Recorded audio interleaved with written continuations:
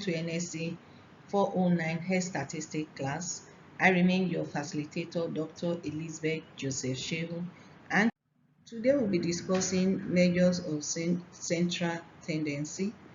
And at the end of this class, you should be able to select from data presentation those words you can use central tendency to present, and also you look at the method of calculating measures of central tendency. These central tendency are means, medians, and mode. We will start with the arithmetic mean, which is commonly called mean or simply referred to as mean. The mean of a set of values is calculated by adding up all the values and dividing this sum by the number of values in the set. It is useful to be able to summarize this verbal description by algebraic formula. Using mathematical notation, we write our set of n observations of a variable as x, as x1, x2, x3 till the end. And what does that mean? In other words, in a data, if you have in your data, if you have 1, 2, 3, 4, 5, 6, 7 to infinity, that is what they are referring to here as n. For example, x might represent an individual batch weight, which is presented in kilogram, so that x1 represents the first birth weight and x2 the second birth weight, and so on and so forth until you finish the birth weight that you have in that data presentation. And the formula will now become this bar x is called bar x, represent mean. This is a sign of mean. And for you to calculate your mean, you will say that the formula you need is x, which is mean. This mean sign equals to x1 plus x2 plus x3, and so on till you reach the end of it, divided by n. The n is the total variables you have, the total number you have in that data. Let's look at this example above. These 5 birth weight are selected, randomly selected from low birth weight babies. And if you are to calculate the mean, what does that mean? You have to add all the 5 birth weight together, divide by the number, which you now have 1.2 plus 1.3 and so on and so forth. And there are 5. By the time you add them together, you have 7.5. Then the mean, which I said is by x, is now equals to 7.5, which is the addition of all the number, divided by the total number, which is the n. And at the end of the day, you have 1.5 kg. It is usual to quote one more decimal place for the mean than the data recorded. So it's better for you to say, okay, what is saying that instead of saying 1.5, you can make it, quote it one more decimal place, that is 1.50. That's what it's saying there. So what are the advantage of you using mean and what are the disadvantage? The major advantage of mean is that it uses all the data values. So if you have 10 data, it makes use of everything. It is in a statistical sense efficient. When you look at data that you use to present mean, is a very efficient data. And mean also characterize some important statistical distributions. These are the 3 major advantages of mean. What is the major disadvantage? The major disadvantage is that it is vulnerable to what is known as the outliers. What are outliers? For instance, in the previous slide, I talked about 1.2. And we are having 1.2, 1.3, 1.4, and all of a sudden, you discover you have 21. That 21 and what is known as outlier, because it doesn't fit into that data at all.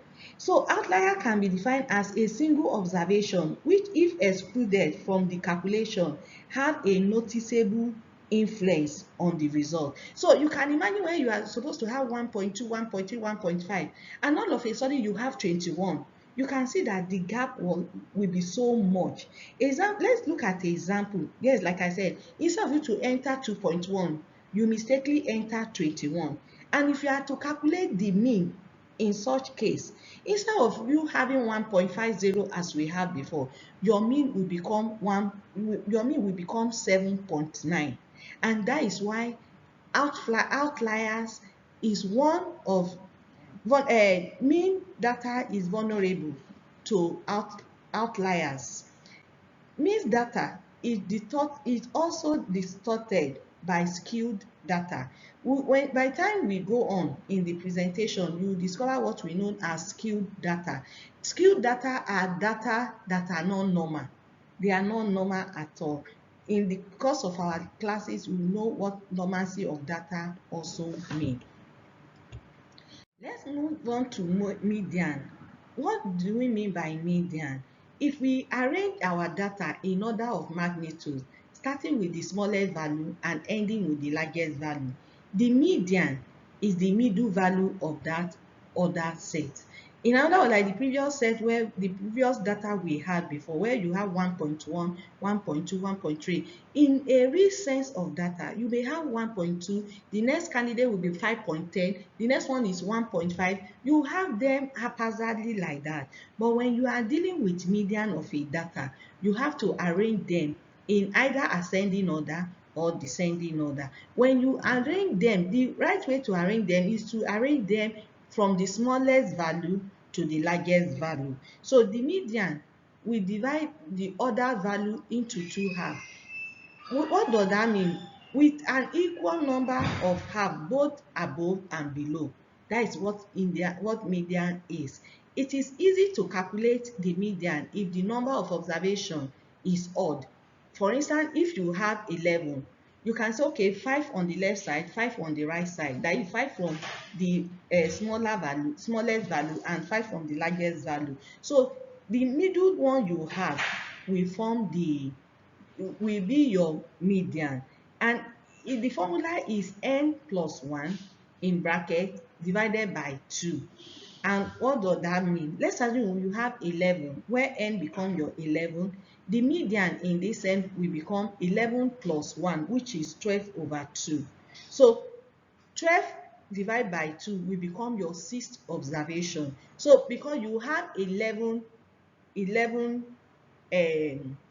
number or 11 values, so the sixth number become your median.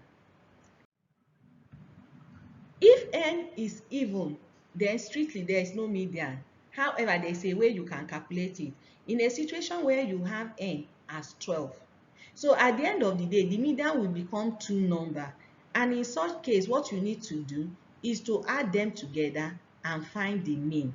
In another word, the 10th and 11, the median in such arithmetic will become the two middle number. In such case, let's assume you add another number to that 11 numbers we had before to become 12. So let's look at this example. If n is equals to 20, the median is the arithmetic mean of 20 divided by 2, which is 10th. And the 20 divided by 2 plus 1 will give you 10 plus 1, which is 11. So observation in the other set will become 11. The median is similar to the mean if the data are symmetrical. We'll look at symmetrical data in our next slide. And less than the mean if the data are skewed to the right. Greater than the mean if the data are skewed to the left. What are we trying to explain? If you look at this diagram now, looking at this diagram, you see that the mean, median, and geometric mean with this line, they are the same. So with this, you can say that this is normally distributed, is symmetrical in nature. You can describe this data being symmetrical, is normally distributed. However, where you have on this second diagram, you see in the middle here, you can see the height, the height of the diagram here. So from here is lower down to the right side, and that is why we said that in the previous slide was referring to being scroll down to the right, and when it scroll to the left, that shows that one is bigger than the other. Let's see example of median, like the calculation we had before. The same birth weight we had before, the median here is 1.4. But however, if you add 3.5 to this, that is the third and the fourth observation ranking, namely that 1.4 and 1.5, which is becoming 1.45, is now the median. However, it doesn't go that way. The median has the advantage and disadvantage. One of the advantage in median is that it does not affect by outliers like we have in the mean. For example, if the median in the data will be unaffected by replacing 2.1 with 21. So immediately you see that 21, you know that you're supposed not to have 21 kg in that data. It's also not distorted by skewed data. So when you have skewed data where you have some data going extremely high and the other one low like that, it will not really affect it. However, it is not statistically efficient. Remember, mean is statistically efficient because it includes all data. For median, it does not make use of all the data, individual data value, and ignore most of the information. And also, it is not algebraically defined distribution. The last central tendency we have is the mode. The mode is the highest number you have in a data distribution. That is the number that appear most. For instance, in the data we have, if the birth weight of babies we have, if we have 5 babies, for instance, having 1.2 kg, and the others, out of the 10 babies, others have 1, the other one have 1.23, 1.5, 1.6. The one that has the frequency, the highest frequency there, which is 1.2, become the mode. Let's quickly look at it, what it's talking about. The mode is the value that occur most frequently in a data set. If the data are continuous, we usually group the data and calculate the modal group. Some data sets do not have a mode because each value only occur once. For instance, when you are to talk about a definition of high blood pressure, you know high blood pressure is high blood pressure. In such case, it's just one.